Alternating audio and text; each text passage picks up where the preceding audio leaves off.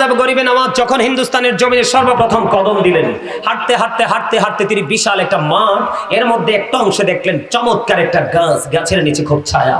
তখন উনি সহ ওনার সঙ্গীরা গাছটার নিচে বসতে চাইলেন। এখন রাজা পৃথিরাজের তৎকালীন সময়ে রাখাল যারা উটগুলো চড়ায়, রাখাল এসে বলে, আপনাদেরকে তো মনে হয় আপনারা ভিনদেশী মেহমান। কয় হ্যাঁ। এখানে কি করেন? আমরা একটু বিশ্রাম করবো, একটু ক্লান্ত হয়ে গেছে কিছুক্ষণের জন্য। কয় না না, এখানে বিশ্রাম করা যাবে না। তার কারণ হলো এটা পৃথিরাজের ওটের বিশ্রামের জায়গা। কাকে বলে?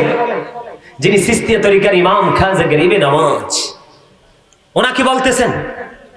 উনি অনেক রিকোয়েস্ট করলেন যে বাবারে, এটা তো বিশাল বাগান, আমি তো এখানে কিছুক্ষণের সময় একটা অংশে একটা কোণে আমি একটু বিশ্রাম করব, আমাদেরকে একটু বিশ্রাম করতে দাও। কয় না, এখানে বিশ্রাম করা যাবে না, এটা পৃথিরাজের ওটের বিশ্রামের জায়গা। তো এবার খাজা গরিবে নওয়াজ চলে যাচ্ছে আর বলতেছে, যেহেতু এটা উটের বিশ্রামের জায়গা, তাহলে উটে বিশ্রাম করুক, তাকে উঠায় কে? তার মানে উট যখন বিশ্রামে আসবে তাকে উঠাই কে? বলে খাজা গরিবে নওয়াজ। উনি ওনার সঙ্গীদেরকে নিয়ে আনা সাগরের তীরে চলে গেলেন। দিন চলে গেল, রাত্র হলো, সকাল যখন হলো, উটগুলোকে মাঠে চড়ানোর সময় হলো, তখন খাজা গরিবে নওয়াজ তখন তিনি চলে গেছেন ওনার গন্তব্যে। এখন এসে দেখে উটগুলো যেভাবে শুয়ে আছে ঠিক সেইভাবে শুয়ে আছে, পড়ে আছে যেটা যেখানে। এখন তারা চেষ্টা করতেছে উটটাকে উঠানোর জন্য, কিন্তু পারতেছে না। কি করতে পারতেছে না? পাট উঠাইতে পারতেছে না। পরে খাজা গরিবে নওয়াজের জীবনীতে পাইলাম, আপনার উটগুলোকে বেত দিয়ে পর্যন্ত মারা হয়েছে, উটগুলোর চোখ দিয়ে পর্যন্ত পানি বের হয়েছে, কিন্তু উটগুলো উঠতে পারতেছে না।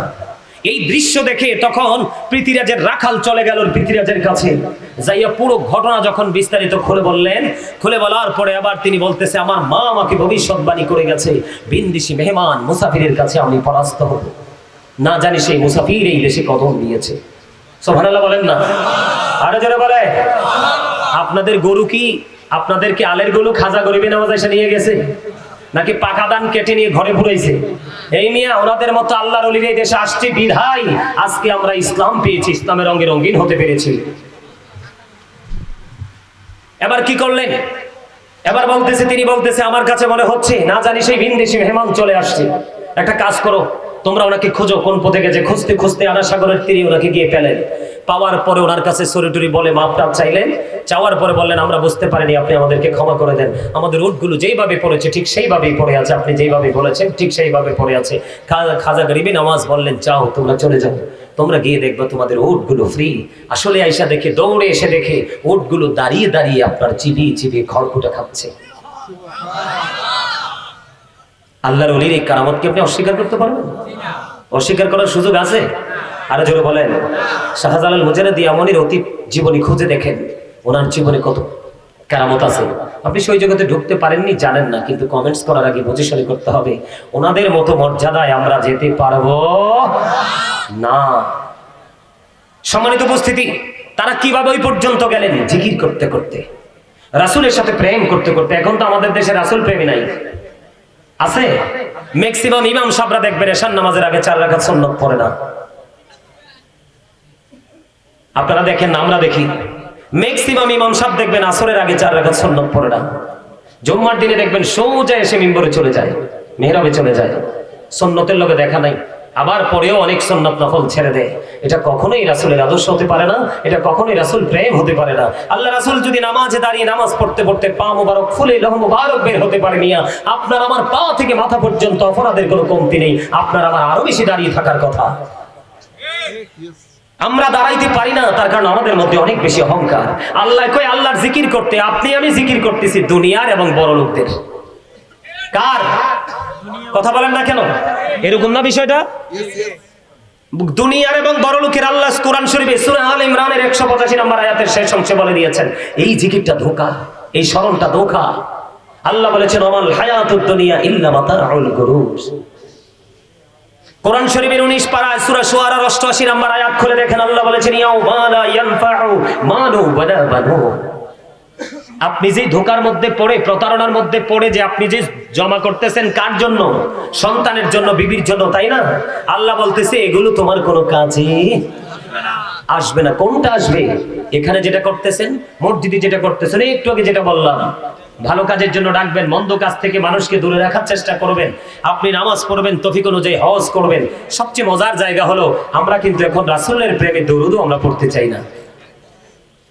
এখন তো বেদাত ফতোয়া দেয়, কথা কর না কেন? বেদাত বলার মানুষ আছে না? যেই নবীরে ভালোবাসা ঈমান, যেই নবীরে ভালোবাসা ফরজ, সেই নবীর প্রেমে আমরা দুরূদ সালাম দিতে পারি কি পারি না নবীজির কদমে? কথা কর না কেন? বন্ধুরে আমার, জুমার দিনে কেউ যদি প্রাণের নবীকে ভালোবেসে মাত্র 80 বার যদি দুরূদ পড়তে পারো গো, তাহলে 80 বছরের সগীরা গুনাহ আমার আল্লাহ মাফ করে দেয়। হাদিস খানে এসেছে বন্ধু দাইলামি শরীফের মধ্যে, হাদিসের রাবী হলেন হযরত আনাস রাদিয়াল্লাহু তাআলা আনহু।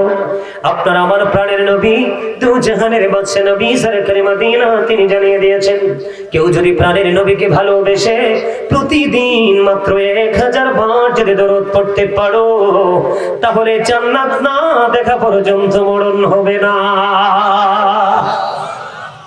আজকে সেই দূরত্ব নাই, কারণ কিছু কথিত কিছু মৌলবী আছে না, নবী বিদ্বেষী, কথা কয় না। আল্লাহ রাসূল একদম সরাসরি আলী রাদিয়াল্লাহু তাআলা আনহু থেকে হাদিস বর্ণিত, নবী বলেছেন ঈমানদাররা আমি নবীকে ভালোবাসবে, মুনাফিকরা নবীকে ভালো। আরে ভাই, গাজীপুর কোথায়? ঢাকা গাজীপুর। রাসূলের প্রিয় খাবার খেজুর, আপনারা অনলাইনে দেখছেন কিনা জানি না। এক লোক ভাত খায় না, শুধু খেজুর খেয়ে তার জীবন চালাচ্ছে, দীর্ঘদিন পার করে দিচ্ছে। আপনি কি তার খেজুর খাবেন বলবেন? এটি হলো বিবেকবান মানুষের কথা। সে তার রাসূলকে কেমন ভাবে ভালোবাসবে, সে তার নবীর সাথে কিভাবে প্রেমের ডুরি লাগাবে, এটা তার পার্সোনাল জায়গা। কথা বলেন না কেন? কিন্তু এটা নিয়ে কিন্তু আপনি পার্সোনাল তাকে অ্যাটাক করতে পারেন। আপনি যখন বেদাত বলবেন, আমি আপনাকে প্রশ্ন করব কোথায় লেখা আছে বেদাত? সম্মানিত উপস্থিতি, আমাদের অবস্থা মোটেও ভালো নয়। তার কারণ হলো ইসলাম আল্লাহর মনোনীত ধর্ম, কিন্তু সেই ইসলামের নির্যাস হলো আপনার আমার প্রাণের নবী। কে? নবীর সাথে যারা সিরিয়াসলি প্রেম করতে পেরেছে, তারা মৃত্যুবরণ করার আগে আল্লাহর ওলি হয়ে কবরে গেছে। আর আল্লাহর ওলি যারা হয়, তারা কি আপনার আমার মতো সাধারণ মানুষ? আল্লাহ হাদিস শরীফের মধ্যে এসে তাদের চোখ হয়ে যায় আল্লাহর কুদরতি চোখ, তাদের হাত হয়ে যায় আল্লাহর কুদরতি হাত, তাদের পা হয়ে যায় আল্লাহর কুদরতি পা। তারা যখন কবরে যায়, তাদের জন্য আল্লাহ জান্নাতি খাবার বরাদ্দ করে দেয়।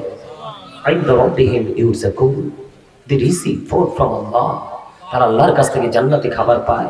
পৃথিবীতে আপনি যত বেশি পানি খাইবেন তত প্রস্রাবের বেগ হবে, যত বেশি খাবার খাইবেন তত আপনাকে টয়লেটে যেতে হবে, ঠিক কিনা বলেন? আর আল্লাহর ওলি হয়ে কবরে যান, জান্নাতে আপনার জন্য নিয়ামত বরাদ্দ, খাইবেন আর খাইবেন, ঢেকুরের সাথে ফিনিশ হয়ে যাবে।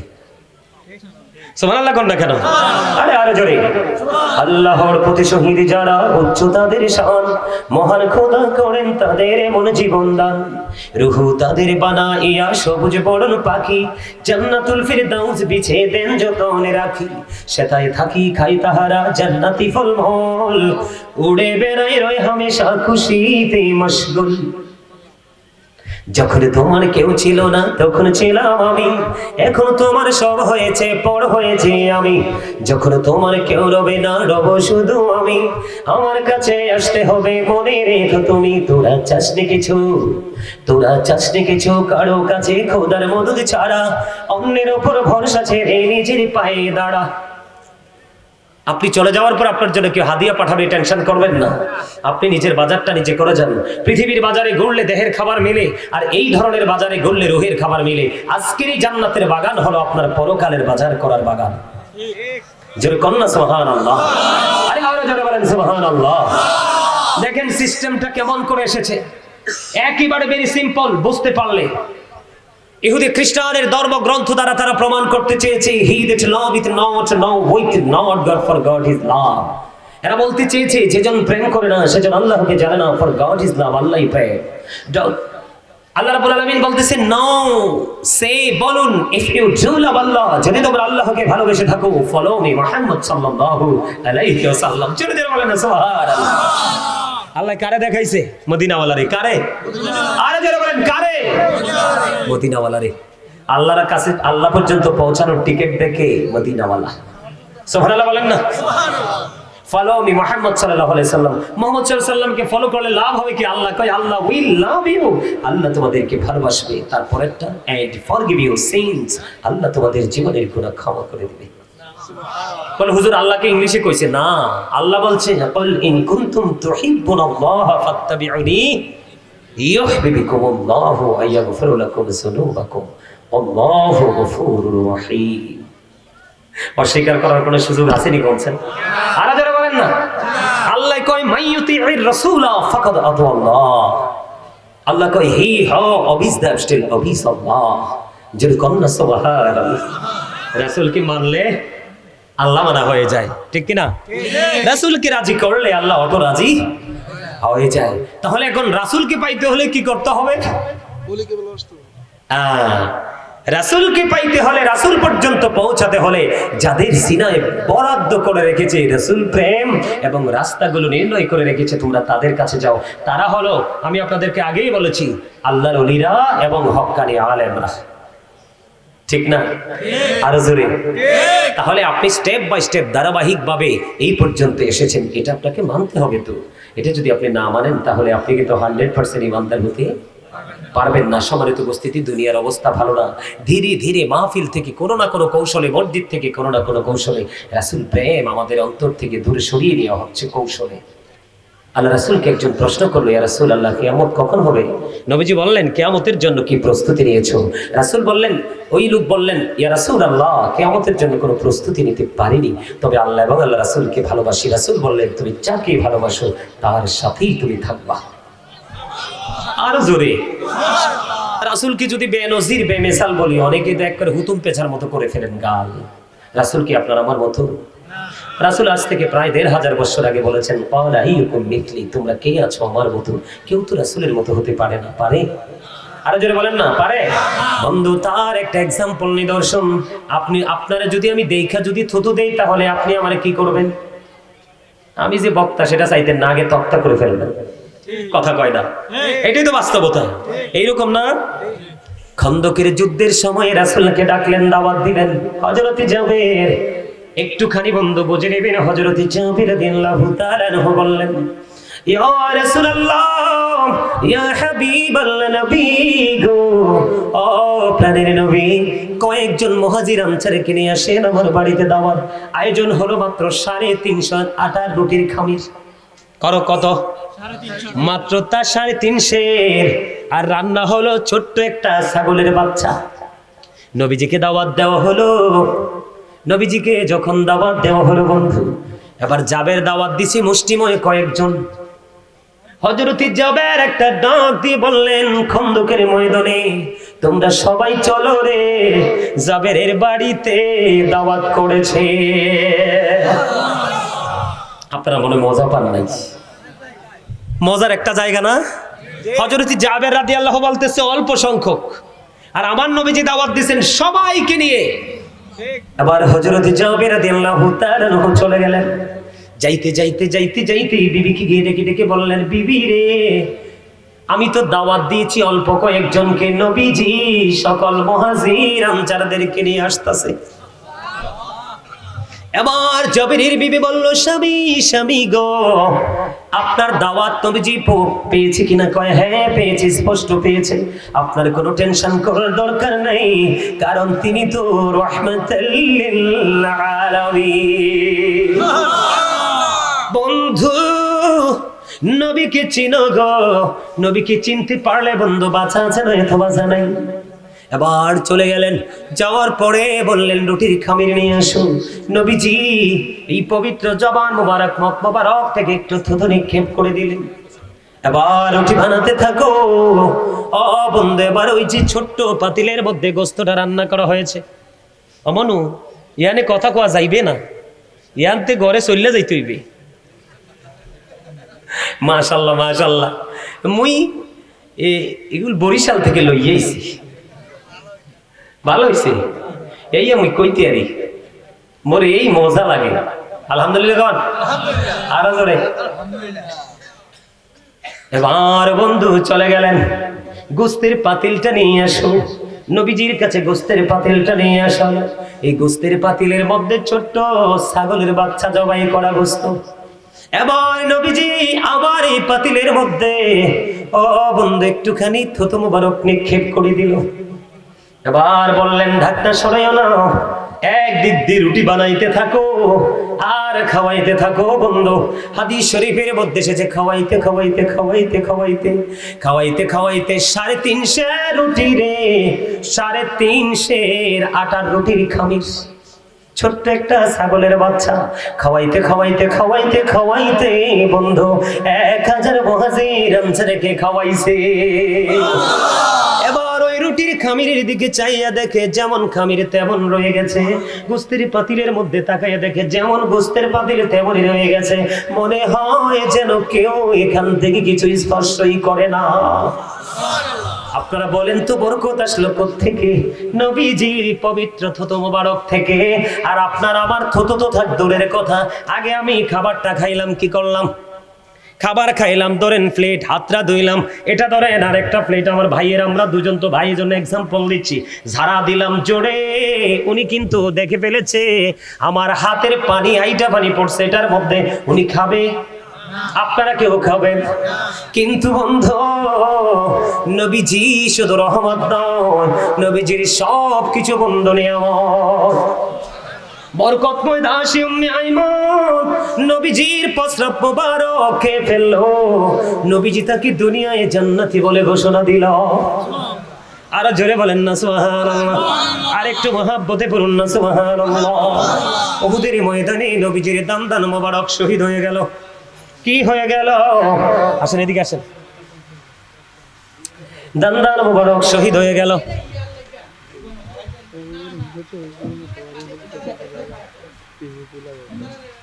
আচ্ছা উনি আসতেছে, আচ্ছা আমি উনি আসা পর্যন্ত আলোচনা করি। আমি কি ওয়াজটা করব? ইনশাআল্লাহ। নবীজি আপনার আমার মতো না, এই বিশ্বাসটা রাখতে পারলেই ইমানদার হবেন, আর না হয় কবরে যাবেন মুনাফিক হয়ে। জাবেরের দুই ছেলের কাহিনীটা তো আচ্ছা এইটা পরে কম আনে, আলহামদুলিল্লাহ কম না আর জোরে। উহুদের ময়দানে নবীজির দান মোবারক শহীদ হয়েছে, আপনারা সবাই জানেন না? নবীজি যে দান মোবারক পড়ে গেছে সবাই তো জানেন। আপনার আমার দাঁত পড়লে রক্ত বাইরে হয় কিনা? নবীজির লোহ মোবারক বের হতে লাগলো বন্ধু। নবীজি যখন লোহ মোবারক বের হতে দেখলেন, এবার মালিক বিন সিনান দেখি বন্ধু সহ্য করতে পারলো না, দৌড়ে চলে গেল। প্রাণের নবীজি রক্ত মোবারক বক্ষণ করতে শুরু করলো। রক্ত মোবারক বক্ষণ করতে করতে করতে করতে বন্ধু এক পর্যায়ে নবীজি বললেন রক্ত বক্ষণ করো না, জমিনে ফেলে দাও। কিন্তু হুজুরতে মালিক বিন সিনান ডেকে ডেকে বললেন, আল্লাহ ইয়া রাসূলুল্লাহ, আল্লাহর ইজ্জতের কসম করে বলছি গো, আপনার একটা ফোঁটা রক্ত উহুদের ময়দানে আমি পড়তে দিব না। এই কথা বলে বলে বন্ধু রক্ত মোবারক চষতে ফেলল।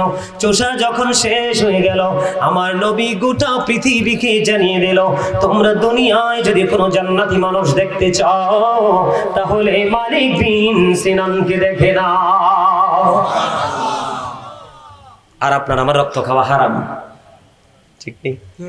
আপনার আমার রক্ত খাওয়া কি? তো নবী আপনার আমার মতো। মূসা নবী মেরাজে যাওয়ার সময় আল্লাহ রাসূলের দেখা করলেন 6ষ্ঠ আসমানে। কোন আসমানে? মূসা নবীর দাম আছে না নাই? মূসা কয় রব্বি আরিনি, আল্লাহ কয় লান তারানি। মূসা নবী আল্লাহরে দেখতে চায়, আল্লাহ না করে দিলেন। আর আপনার আমার নবী এমন একজন নবী, কোরআন শরীফ খোলেন 15 পারা সূরা বনী ইসরাঈলে, আল্লাহ রাব্বুল আলামিন নিজেই আপনার আমার রাসূলকে দাওয়াত করে নিয়েছেন। তাহলে আপনার আমার মতনই রাসূল। এই রাসূলকে চিনতে পারলেই আপনি সাকসেস হয়ে যাবেন। কি কি? আর এই সাকসেস হওয়ার জন্য, রাসূলকে চেনার জন্য অবশ্যই আপনাকে হক্কানি আল্লাহর ওলিদের কাছে এবং হক্কানি আলেমদের কাছে আপনাকে যেতেই হবেই হবে, মাস্ট বি।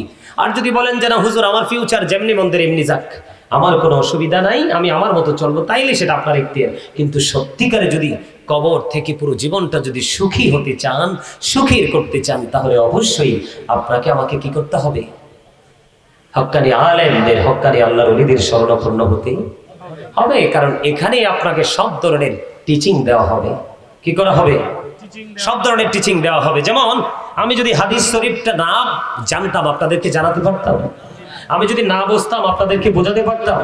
সম্মানিত উপস্থিতি, জিকির করলে লাভ, জিকির করলে লস নাই। জিকির বলতে কি? সৎ কাজেরও আদেশ, অসৎ কাজেরও নিষেধ। এখন কোন দিকে যাব? রাসূলকে আমরা ভালোবাসি কিন্তু রাসূলের আদর্শ আমরা ভালোবাসি না। এটা কি সুন্নিয়ত বলে? এটা কি রাসূল প্রেম বলে? আপনি দাঁড়িয়ে শুধু রাসূলকে সালাম দিবেন, এটার নাম সুন্নিয়ত নয়। রাসূলকে সারা জীবন নূর বলে বলে বলবেন, এটার নাম সুন্নিয়ত নয়। এইগুলোকে সমর্থনের পাশাপাশি রাসূল যা নিয়ে এসেছে তাকে আপনি আপনার মধ্যে আনতে হবে। কি করতে হবে? আপনার আমার মধ্যে এনে এটাকে আমি জীবনের শুরু থেকে শেষ পর্যন্ত আমি এটাকে বাস্তবায়ন করে করে যেতে হবে। যেমনটি আমি আপনাদেরকে বলি, আমরা ভালোবাসি রাসূলকে কিন্তু ফলো করি ইহুদিদেরকে।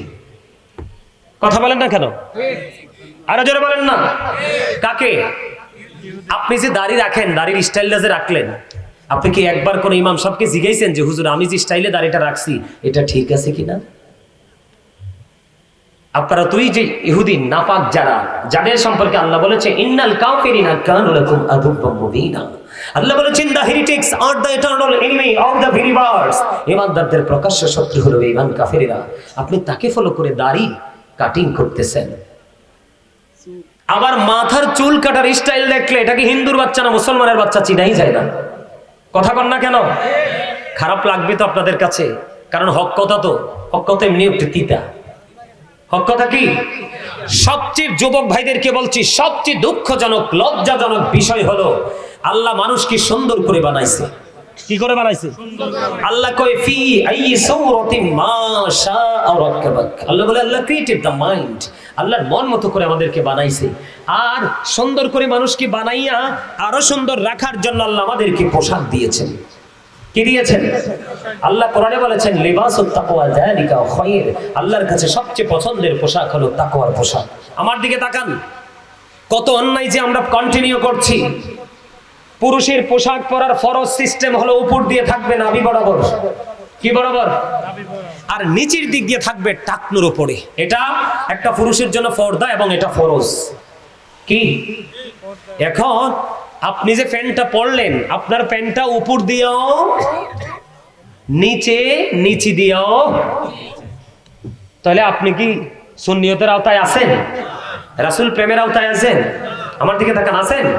সম্মানিত উপস্থিতি, রাসূল একদিন মসজিদে অবস্থান করতেছে, হঠাৎ করে এক লোক এসে নামাজের নিয়ত বাঁধলো। নবীজি বললেন তুমি ওযু করে আসো। হাদিস শরীফের মধ্যে এসেছে তিনি কিন্তু কি করে ফেলেছেন?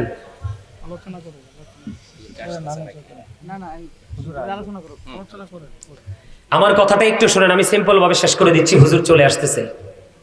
তো তিনি কি করতেছেন? নামাজের নিয়ত কিন্তু বেঁধে ফেলেছেন। রাসূল বললেন তুমি ওযু করে আসো। তিনি কিন্তু নামাজের নিয়তটা ভেঙে ওযু করতে গেছে। তিনি ওযু করে এসে আবার নামাজের নিয়ত বাঁধলেন। আল্লাহ রাসূল বললেন তুমি আবার ওযু করে আসো। কয়বার? দুইবার। তিনি আবার ওযু করতে গেলেন নামাজ ভেঙে। তৃতীয়বার রাসূলকে প্রশ্ন করা হলো ইয়া রাসূলুল্লাহ, বারবার তাকে ওযু করতে বলছেন, ইয়া রাসূলুল্লাহ সমস্যাটা কোথায়? নবীজি বলেছেন সে যে নামাজ পড়তে এসেছে, যে পোশাক পরে এসেছে, এই পোশাক পরে কিয়ামত পর্যন্ত নামাজ পড়তে পারবে, কিন্তু এই নামাজ দিয়ে তার কোনো ফায়দা হবে না, আল্লাহ পর্যন্ত চাইতে। এই ত্রুটিগুলোর কারণে আজকে আমি নামাজ পড়ার পরেও কিন্তু হেদায়েত হচ্ছে না। ফরজ এটা। লুঙ্গি বলেন, প্যান্ট বলেন, পায়জামা বলেন, ট্রাউজার বলেন, সব উপর দিয়ে থাকবে নাভি বরাবর, নিচে দিয়ে থাকবে টাকনোর উপরে। প্রশ্ন করতে পারেন হুজুর এটা কি আবিষ্কার করছে কে? বেঈমানেরা। যেমনি আবিষ্কার করেছে, রাসূল আমাদের জন্য ঘোষণা দিয়েছেন মেসওয়াক। যদি কষ্ট না হতো উম্মতকে প্রত্যেক নামাজের আগে মেসওয়াক করার অর্ডার দিতেন, হাদিস শরীফ। কিন্তু সেই মেসওয়াককে আউট করে দিয়েছেন বেঈমানেরা কৌশলে ব্রাশ আবিষ্কার করে। ঠিক না বেঠি? আমাদের বাড়িতে আমরাও ফুরকানিয়া মাদ্রাসায় গিয়ে পড়ছি, এখন আর ফুরকানিয়া মাদ্রাসার এই কিন্ডারগার্টেন বের হয়ে, এটাও কিন্তু বেঈমানদের একটা অপকৌশল।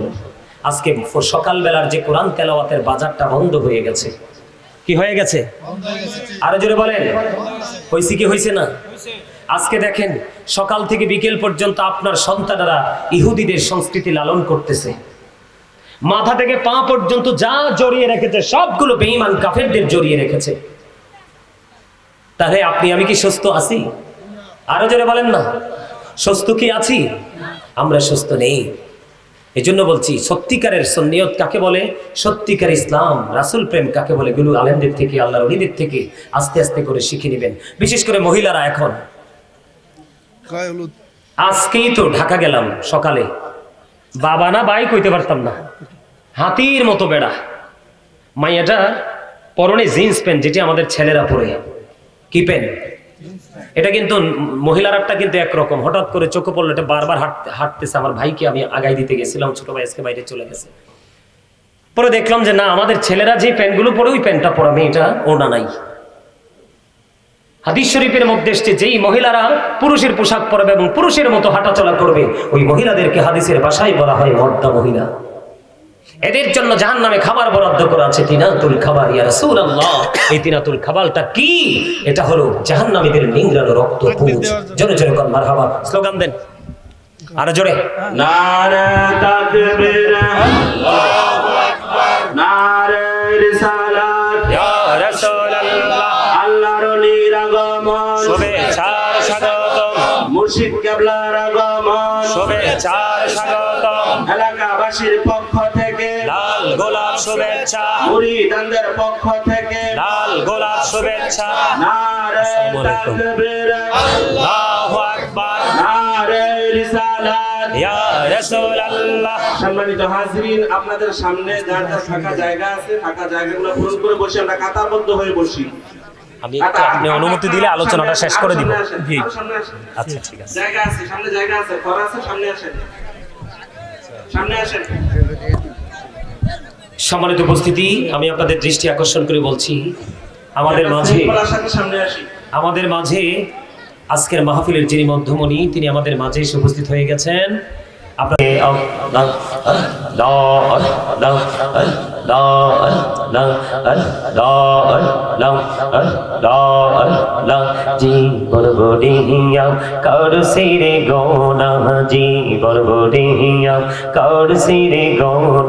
ক্ষমা করে দাও রে দয়াল, ক্ষমা করে দাও। হাইরে গোনাহ গোলে ক্ষমা করিয়া, গোনা গোলে ক্ষমা করিয়া, কবুল করে নাও রে দয়াল, কবুল করে নাও। আল্লাহ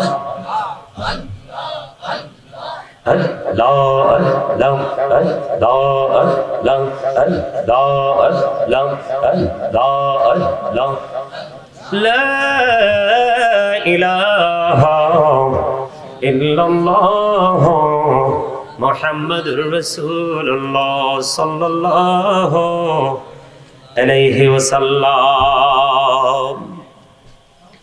সম্মানিত উপস্থিত উলামায়ে কেরাম, আমন্ত্রিত অতিথিবৃন্দ, দাড়ি পাকা আমার মুরব্বী বাবারা, যুবক ভাইয়েরা, বিশেষ করে আজকে যারা এত সুন্দর নুরানি ঈমান ইরফানি জলসা সাজিয়েছেন, আপনারা যারা টাকা দিয়ে, পয়সা দিয়ে, অর্থ দিয়ে, বুদ্ধি দিয়ে, সার্বিক সহযোগিতার মাধ্যমে আজকের এই জান্নাতের বাগান সাজিয়েছেন, আপনাদের সকলের প্রতি আমার আন্তরিক সালাম। আসসালামু আলাইকুম ওয়া রাহমাতুল্লাহি ওয়া বারাকাতুহু। সম্মানিত উপস্থিতি, এটা জান্নাতের বাগান। এখানে আসলে গুনাহ জোরে যায়। কি হয়? কথা বলছেন, বুঝেন না?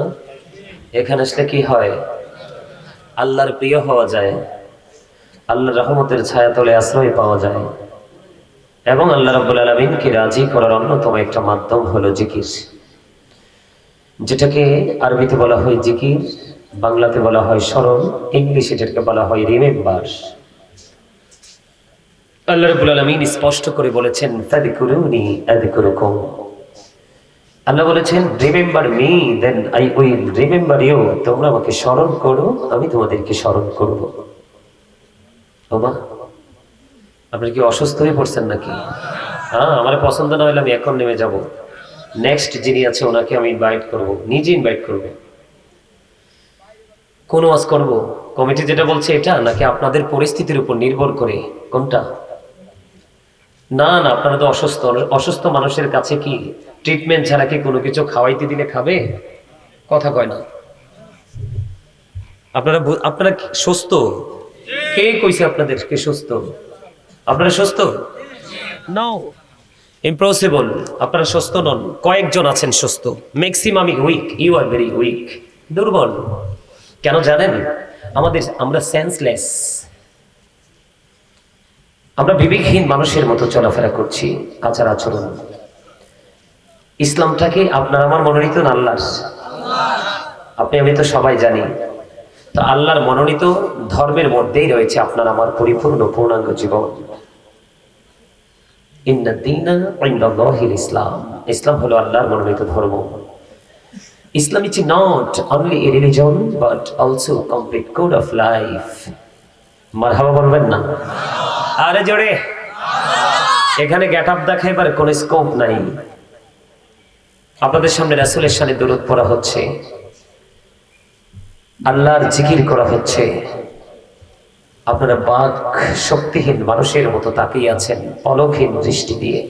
আবার কেউ কেউ মাঝে মাঝে একজন আরেকজনের সাথে খুব চমৎকার ভাবে কথাও বলছেন। আজকে কিন্তু এখানে আপনাদের কথা চলবে না, চলবে যারা স্টেপ বাই স্টেপ একজন একজন করে, যাদেরকে আপনারা আলেমদেরকে ইনভাইট করেছেন, আমন্ত্রণ জানিয়েছেন, একজনের পর একজন আসবে, তারা কোরআন হাদিস থেকে কথা বলবে। এটাই হলো আজকের প্রোগ্রামের সিস্টেম, ঠিক কিনা বলেন? এটা প্রফেশনালি, এটা একটা টিচিং প্রফেশন। আপনারা সবাই হলেন আজকের জন্য স্টুডেন্ট, ছাত্র, আর যারা আলোচক তারা হলেন শিক্ষক। মেনে নিতে পারবেন সেটা? কথা বলে না? আরে জোরে। আপনাদের তো গেট আপ এখনো যায় নাই। আপনি আজকে সন্ধ্যায় আছেন, কালকে যে থাকবেন গ্যারান্টি আছে? আজকে সুস্থ আছেন, কালকে পর্যন্ত অসুস্থ থাকবেন এই গ্যারান্টি আছে? আজকে পেট ভরে খেয়েছেন অথবা কম করে খেয়েছেন, আগামীকালকে ঠিক সেম খেতে পারবেন, এরকম কি আপনার কোনো গ্যারান্টি আছে? সম্মানিত উপস্থিতি, সবচেয়ে বড় কথা হলো এই যে আপনি আমি, আমরা যে মানুষ, আমরা কি মানুষ না? আমরা কি মানুষ? এই মানুষ বাংলা ভাষা, আল্লাহর কোরআনের ভাষায় কখনো বলা হয় ইয়া আইয়ুহান নাস, আবার কখনো বলা হয় ইয়া আইয়ুহাল ইনসান। ইংলিশে যদি বলি কখনো বলি মেন, আবার কখনো বলি পারসন। এই মানুষটা কোনটা জানেন? এই মানুষটা হলো মাথা থেকে পা পর্যন্ত বডি স্ট্রাকচারটা, এটা হলো এই মানুষ। এই মানুষটা আদতে আসল মানুষ নয়। এই মানুষটার মাঝে আরেকটা মানুষ আছে, সেই মানুষটারও আলাদা নাম। আল্লাহর কোরআনের ভাষায় বলা হয় রূহ, ইংলিশ এটাকে বলা হয় সোল, বাংলাতে এটাকে বলা হয় আত্মা। আল্লাহ বলেছেন, say the soul is the order of my Lord, ওয়ালি রূহু মিন আমরি রব্বি। First tense, present tense, future tense, অতীত, বর্তমান, ভবিষ্যৎ। একেবারে সিম্পল বিষয়টা আপনাদেরকে বোঝানোর জন্য, অ্যাক্টিভ করার জন্য বলছি। আপনার আমার রূহটা যখন আলমে আরোহা রূহের জগতে, তখন আপনার আমার বডিটা বাবা মায়ের মাঝে। কি আপনার আমার দেহটা কোথায়? বাবা মায়ের মাঝে না? তো রূহ দেহ এক জায়গায়, আত্মা আরেক জায়গায়। তখন কি আপনি আমি মানুষ ছিলাম? ছিলাম না। আজকে যখন মা উদরে আপনার আমার দেহটা তৈরি হলো, তখন এটা ওই আসল জায়গা থেকে ট্রান্সফার হয়েছে। তখন আপনি আমি মানুষ রূপে পৃথিবীতে এসেছি। সেই 7 দিনে আপনার মাথার চুল রেখেছে, আবার কেউ কিন্তু ডাক্তারের কথা বিশ্বাস করেছে, রাসূলেরটা নয়। 7 দিনে চুল ফেলেছে, নাম রেখেছে, পুত্র সন্তান হলে 2টো ছাগল দিয়ে আকিকা, কন্যা সন্তান হলে 1টা দিয়ে আকিকা করে আপনার নামকরণ করা হয়েছে, নাম রাখা হয়েছে। সেই নামেই কিন্তু আজ পর্যন্ত আপনি আমি পরিচিতি লাভ করেছি, তাই না? তো আরেকদিন কিন্তু আপনার আমার মনের অজান্তেই অচেনা অজানা পাখিটা অজানা গন্তব্যে চলে যাবে। যাবে কি না? তখন কি আপনি আমি আর মানুষ থাকবো? আপনি আমি হয়ে যাব dead. I am a dead, you are dead. আপনি আমি আমরা সবাই মৃত। মৃত্যুবরণ করার পরে দেহ যাবে কোথায়? ফিউচার, বর্জকি জীবনের প্রথম স্টেপ কবর। কি কথা বলেন না কেন? আরে জোরে। মনে হয় যে আজরাইলের সাথে চুক্তিপত্র হয়েছে। হ্যাঁ, আপনাদের ভাব দেখে এমনই মনে হয়। আজরাইলের সাথে কোনো কথা তো চুক্তি টুক্তি হয়েছে নি? আইতো না আজরাইল, না বাড়ির গেট শক্ত? আরে জোরে বলেন, বাড়ির গেট কি আজরাইল ঢুকতে পারবে না? পারবে। আরে শুধু পারবেনি, just time, no complain, no argument. কোনো তর্ক বিতর্ক চলবে? চলবে? একেবারে খামসি দিয়ে নিয়ে যাবে। তো তখন আপনি আমি কি হয়ে যাব? লাশ। কি হয়ে যাব? তার লাশের ঠিকানা কোথায়? কারণ এই জায়গা সম্পর্কে আল্লাহ রাসূল বলেছেন, আল কবর রাউজাতুম মিন রিয়াদিল জান্নাতি আও হুফরাতুম মিন হুফারিন নার। রাসূল বলেছেন কবরটা জান্নাতের একটা বাগান হবে, জাহান্নামের একটা গর্ত হবে। কি হবে? তাহলে কবর দেখতে একই রকম হলেও তার ভিতরটা কিন্তু কথা কন না কেন? একদিক আলো আরেক দিক অন্ধকার, একটা হলো নেগেটিভ আর একটা হলো পজিটিভ। আপনি আমি পৃথিবীতে যদি পজিটিভ থাকতে পারি তাহলেই কিন্তু আপনার আমার জন্য কবরটা হয়ে যাবে পজিটিভ, কিন্তু যদি নেগেটিভ হয়ে যায় উপায় নেই। আল্লাহ বলেছেন ইন্নাবাতু শারাব্বিকা লাশাদীদ, আল্লাহ বলেছেন the seizing of Allah is difficult. আল্লাহর ধর, আল্লাহর পাকড়াও বড় শক্ত, বড় কঠিন। তার মানে আমাদেরকে আল্লাহ শক্ত করে ধরবে, আপনাদেরকে ধরবে। ইন্নাল্লাহা সারিউল হিসাব, Allah is quick to take account, হিসাব গ্রহণেও তৎপর। ধরবেও খুব, হিসাবও ওরে বাপরে বাপ, কুইকলি, তাড়াতাড়ি করতে হবে, স্লোলি কোনো কিছুই হবে। এখন এপারে তো বিপদে পড়লে হাত পাতলে পাওয়া যায়, ওপারে কিন্তু পাওয়ার সুযোগ নেই, ওপারে পাওয়ার সুযোগ নেই। এপারে কিন্তু অসুস্থতার হলে ট্রিটমেন্টের জন্য ডাক্তারের কাছে নেওয়া হয়, আপনার নসিবে নাই পৃথিবীর আর হায়াত, মৃত্যুর মাধ্যমে একটা অবসান হয়, ঠিক না? কিন্তু ওপারটা বড় ভয়ঙ্কর। আল্লাহ বলেছেন লা ইয়ামুতু, people will not die that day, সেদিন মানুষ মরার কোনো সুযোগ নেই, মরতে পারবে না। আল্লাহ বলেছেন ফিহা ওয়ালা ইয়াহইয়া, আল্লাহ বলেছেন people will not be able to live that day, বাঁচারও সুযোগ। আল্লাহ বলেছেন আমা হুমান হাবি গায়িবিন, people will not be able to escape that day, অদৃশ্য হওয়ার সুযোগ, বাঁচতেও পারবো না, মরতেও পারবো না, পালাতেও।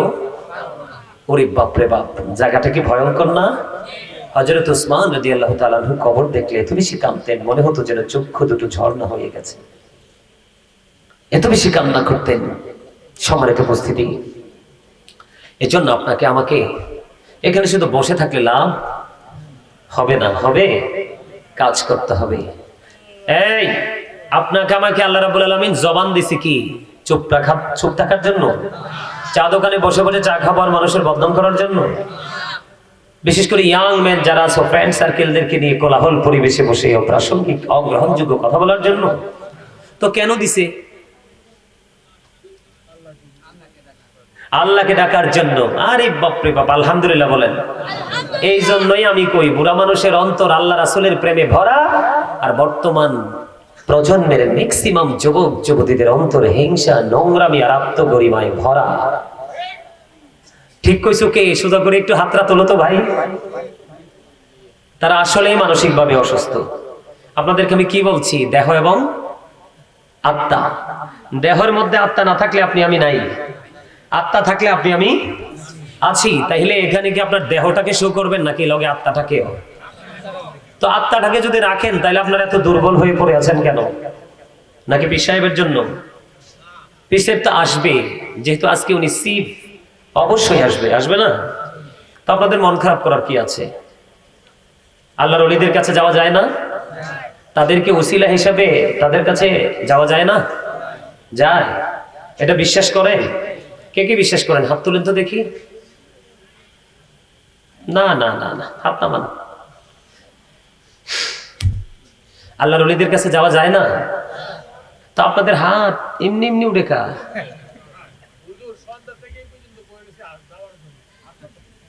তো যাইলে চলে যান।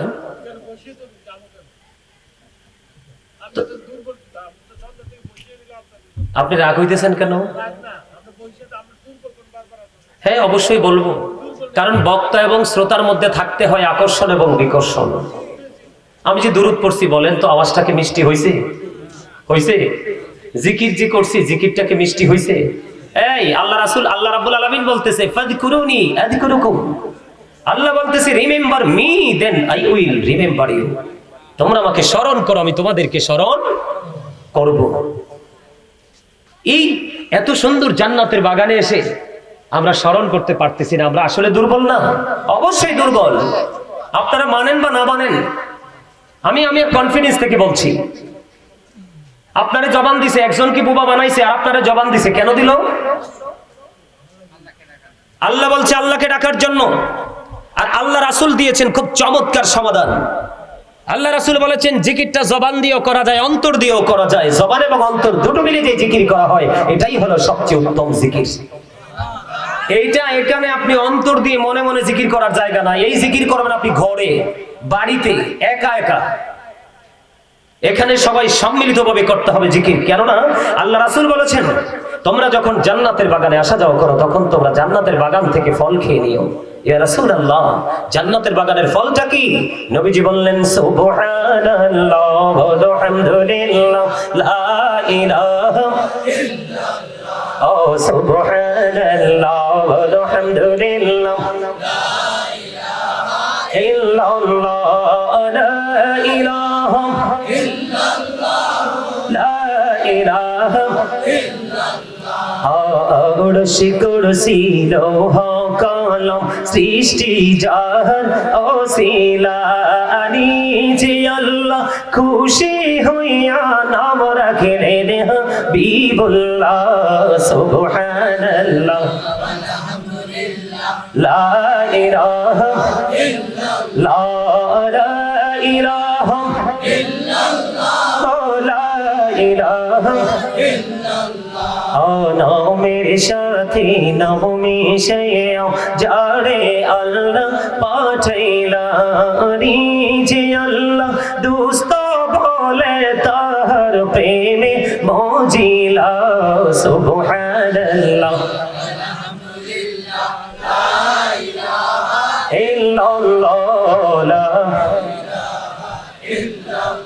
লা ইলাহা ইল্লাল্লাহ মুহাম্মাদুর রাসূলুল্লাহ সাল্লাল্লাহু আলাইহি ওয়াসাল্লাম। আলহামদুলিল্লাহ বলেন। এই শুরুতে যে আওয়াজ দিয়েছেন আর এখনকার যে আওয়াজ দিয়েছেন কোনটা ভাল লাগছে কোন তো? লবণ না দিলে যেমনি খাবার মজা হয় না, আর মজা না হইলে যেমনি খাওয়া যায় না, ঠিক জান্নাতের বাগানে আসলেও প্রেম নিয়ে আসতে হবে। আপনি যতক্ষণ আল্লাহ রাসূলের সাথে প্রেম করতে না পারবেন ততক্ষণ পর্যন্ত আপনার কাছে কোনো আমলই মজা লাগবে না। আর আমল যদি মজা না লাগে তাহলে কখনোই আপনার আমল করতে মনেও। আপনারা চুপ করে বসে থাকলে কি আমার লস আছে নাকি? আপনার পিঠে নেগেটিভ দুইটা সিল পড়বে। কয়টা? একটা হলো কৃপণতার, আরেকটা হলো অহংকারের। কার? অহংকার কি আপনার আমার করা সাজে?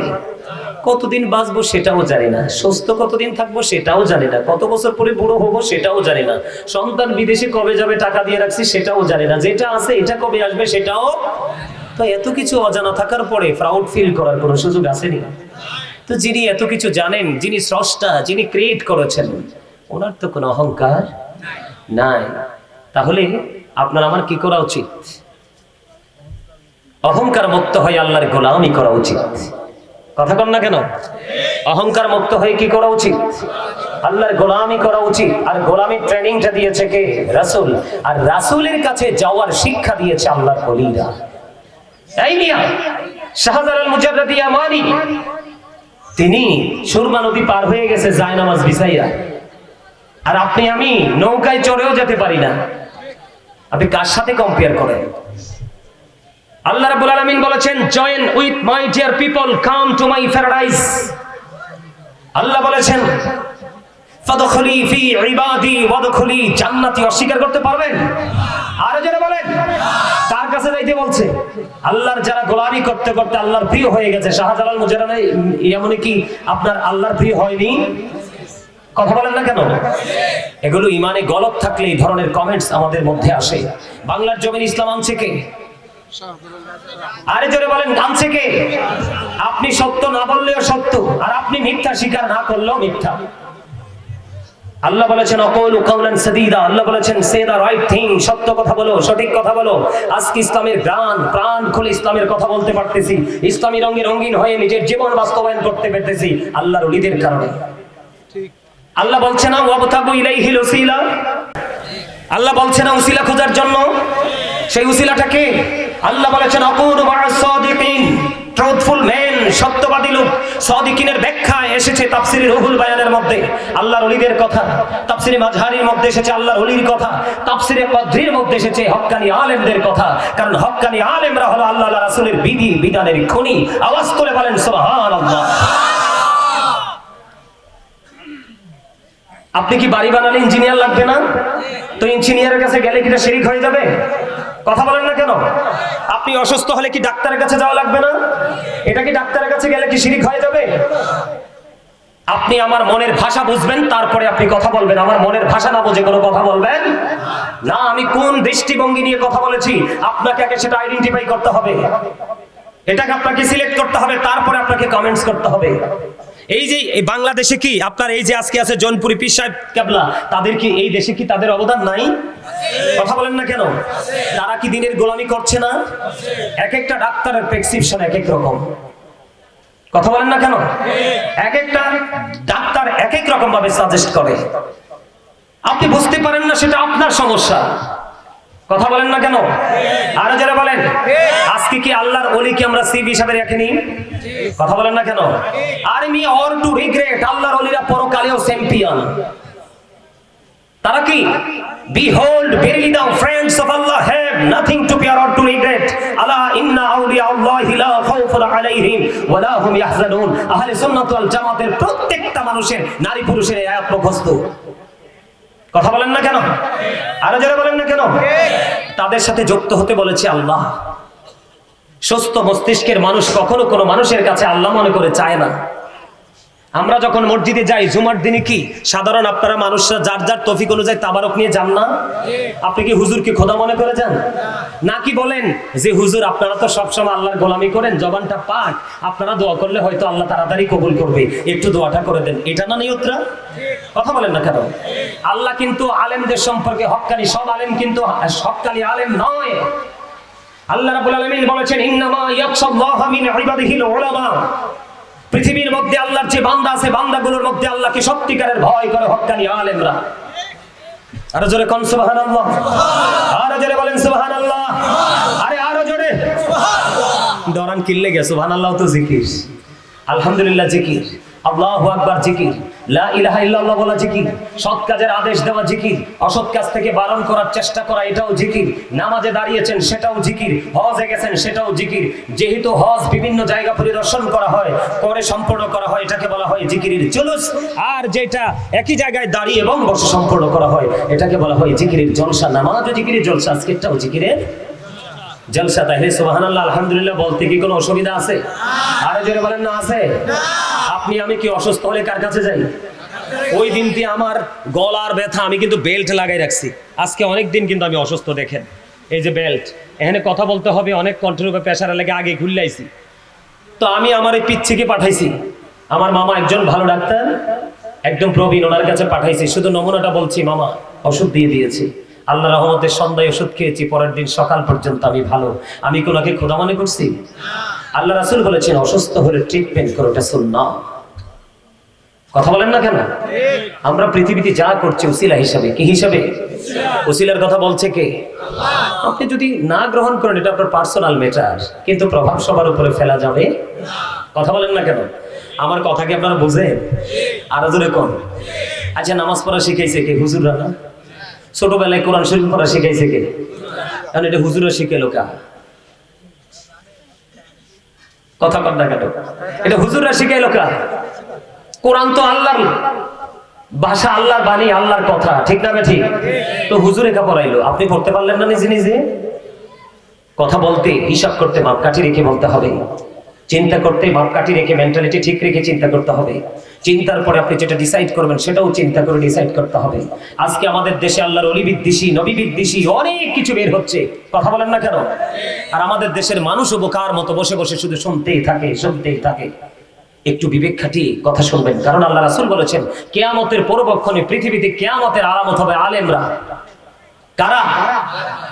সাধারণ মানুষের কোনো দোষ নেই, সাধারণ মানুষ আলেমদেরকে ভালোবাসে, এটা বাংলাদেশের একটা নিয়ম রীতি, একটা সংস্কৃতি, ঠিক না? আপনার এরিয়াতে দেখবেন আপনারা সবাই ভালোবাসবে। আমার এরিয়াতে আমি যেই মাহফিল থেকে আসছি, বিশ্বাস করেন আমার জীবনে আপনাদের এটার চাইতে আর বড় হোক আপনার প্যান্ডেল, মুরব্বীদের আচরণ দেখে আমি পুরো মুগ্ধ হয়ে গেছি। মানে এত প্রেম তাদের সিনায়। সম্মানিত উপস্থিতি, ধর্মীয় যত শিক্ষা আমরা কার থেকে নিছি? আলেমদের থেকে। এটা কি আল্লাহ মনে করে গেছি? কথা আল্লাহ। আমরা সিস্টেমে আসছে, সিস্টেমে পৃথিবীতে আলেমরা কিতাব বোঝে, কারণ পৃথিবীর ধন আল্লাহ যাকে ইচ্ছা তাকে দেন, কারণ এই ধন সবাই পছন্দ করে। কিন্তু কোরআন হাদিসের গান আল্লাহ যাকে ইচ্ছা তাকে দেয় না, যাকে বেশি ভালোবাসেন তাকেই দেন সেই গান। আর সেই গানের আলোতে সে সমাজকে অন্ধকার থেকে আলোর দিকে নিয়ে আসে, ঠিক কিনা বলেন? আর সেটার ধারাবাহিকতা করেছে কে? আল্লাহর ওলিরা কারা? এই বাংলাদেশে কে ধারাবাহিকতা সৃষ্টি করেছে? আমি আপনাদেরকে ছোট্ট একটা এক্সাম্পল দেই। খাজা গরিবে নওয়াজের কি অবদান নাই? হিন্দুস্তানি কি মুসলমান বানাই নাই? আমি আপনাদেরকে আল্লাহর ওলিদের পাওয়ার সম্পর্কে ছোট্ট একটা বলে, আল্লাহর ওলিদের কারামত হাসানা মিসা আপনারা বিশ্বাস করেননি? সবাই কথা কন না কেন? সবাই বিশ্বাস করেন না? করতে হবে, নাইলে 100% ইমানদার হতে পারবেন না।